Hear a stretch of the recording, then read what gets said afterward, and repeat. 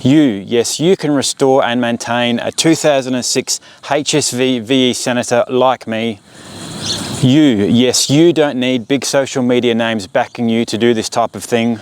You don't need to be raffling off vehicles every second night of the week to be able to fund this type of thing. In today's video, amongst other things, I'll be showing you how to change your Driveline, Serpentine, fan belt, whatever the fuck belt you want to call it these days.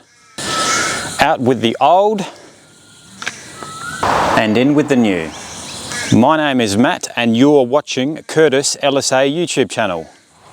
So to actually get to the Driveline belt, all this guard and cover needs to come out, so all these clips need to be undone. The air intake needs to come out as well. You don't have to take the air intake out in all honesty, but it's much easier to do because the actual tensioner pulley is right in there, and it's very difficult to get your sort of hand inside here because it needs to be pushed down, and the belt will actually slip off when you push that down. So yeah, recommended to pull all of this off, take the air intake out as well, get rid of it out of the way, and then you can access the Driveline belt which sits down there. So let's get started. Let's remove all these clips.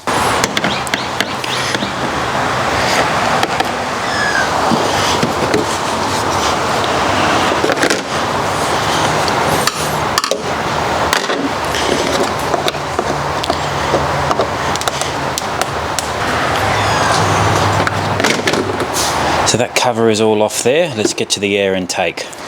So the clamps have been loosened off on the throttle body and the filter. So let's push that out of the way, just up to there.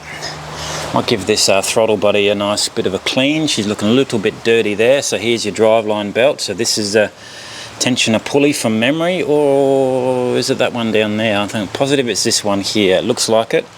But while I've got this off, the actual top radiator hose is going flat. People who don't know what that means is that the actual radiator cap is not sealing properly and it's losing pressure once you stop driving the vehicle. On my GTS, I actually did a video of what this flat radiator hose means, so check out the link video right there.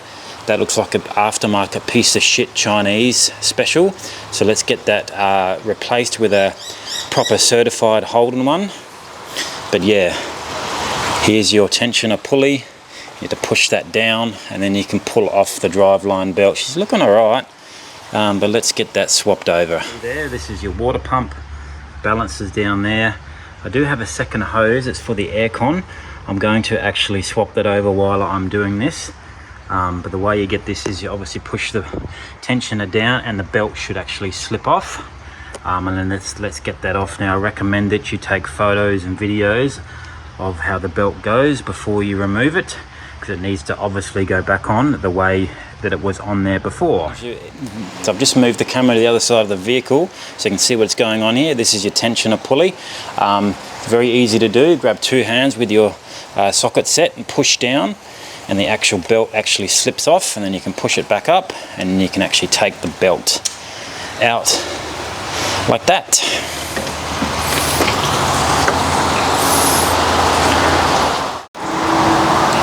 So now I've got the belt off. She's looking alright. There's a bit of sort of fray on the actual outside of the belt that I saw before, which is, that's just a bit of dirt there. Oh no, right there you can see it. So she's yeah, she's starting to break up there a little bit, but other than that she's looking pretty good. I think there's a bit of a chip.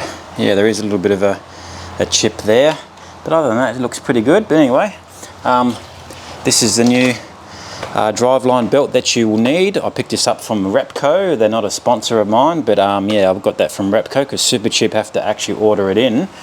And here is the belt for the aircon, which is down there. So let's get that swapped over as well. Right, so here's your aircon belt down here.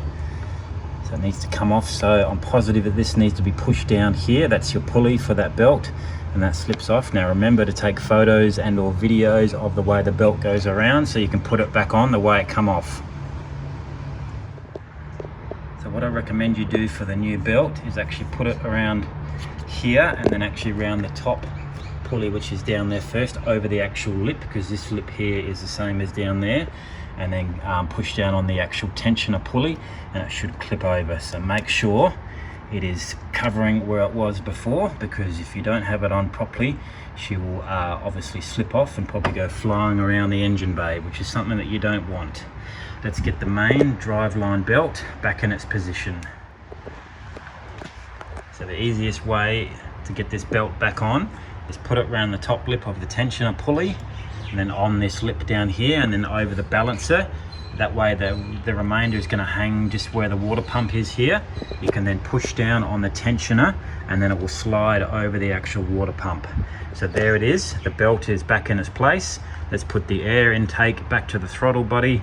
Let's start her up, and then I need to remind myself to replace this aftermarket Chinese piece of shit of a radiator cap with a genuine Holden one, because yeah, that hose is flat. So air intake's back in, radiator covers back on, engine covers back on, driveline belt has been replaced. Let's start this beast of an LS2 V8 up, make sure it's all working properly, and hopefully she doesn't go bang. Fingers crossed.